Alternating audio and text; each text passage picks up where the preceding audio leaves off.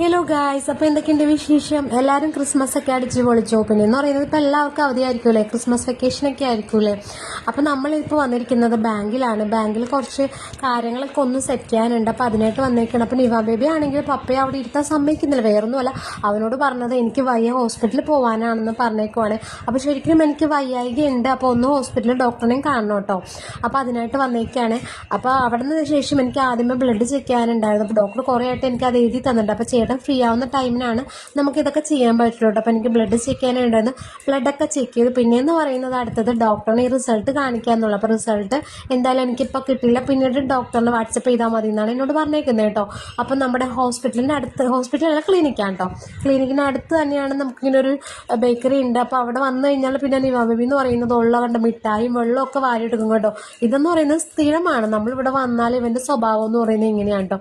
അപ്പോൾ പിന്നെയെന്ന് പറഞ്ഞാൽ ഡോക്ടറിനെ കാണാനായിട്ട് വെയിറ്റ് ചെയ്തിരിക്കുകയാണ്. എനിക്ക് പ്രഷറിൻ്റെ ഭയങ്കര പ്രഷർ കുറവാണ് കേട്ടോ. അപ്പോൾ അതാണ് നമ്മൾ ഹോസ്പിറ്റലിൽ ഡോക്ടറിനെ കാണാനായിട്ട് വന്നിരിക്കുന്നത്. പിന്നെ ഡോക്ടറിനെ കണ്ടതിന് ശേഷം എനിക്ക് ചില്ലറ ഒരു ഷോപ്പിംഗ് ഒക്കെ ഉണ്ടായിരുന്നു. നെയിൽ പോളിഷ്, ക്ലിപ്സൊക്കെ മേടിക്കാനുണ്ടായിരുന്നു കേട്ടോ. അതിനുശേഷം നേരെ വന്നെന്ന് നിവ ബേബിൻ്റെ ചെയിനും മാലയൊക്കെ പൊട്ടിയിരിക്കുകയായിരുന്നു. ഞാൻ കെട്ടിയിട്ട് കൊടുത്തേക്ക് 2 ദിവസം മുമ്പിട്ട് ചെയിനൊക്കെ താഴെ പോയിട്ട് അറിഞ്ഞില്ല കേട്ടോ. പിന്നെ അവൻ തന്നെയാണ് ബെഡിൽ നിന്ന് എടുത്ത് തന്നെ കേട്ടോ. അപ്പോൾ അതിൻ്റെ തൊട്ടടുത്ത് തന്നെ ഇതുപോലൊരു വലിയൊരു പറമ്പിൽ പോത്ത് പിന്നെ വലിയ കോഴികളൊക്കെ നടക്കുന്നുണ്ട്. അപ്പോൾ ഞാനിങ്ങനെയൊക്കെ ഒന്നും അധികം കണ്ടിട്ടൊന്നുമില്ല കേട്ടോ. അപ്പോൾ എനിക്കിതൊക്കെ കണ്ട് ഭയങ്കരമായിട്ട് ഇഷ്ടം. എന്നെക്കാളും ഇഷ്ടം എന്ന് പറഞ്ഞാൽ ഇവൻ ബേബിക്കാണ്. വലിയൊരു പറമ്പിൽ ഒരുപാട് കോഴികളും പോത്തൊക്കെ കെട്ടിയിട്ട് നല്ല രസമുണ്ടായിരുന്നു. പിന്നെ കുറേ സമയം അതൊക്കെ നോക്കി നിന്നും കേട്ടോ.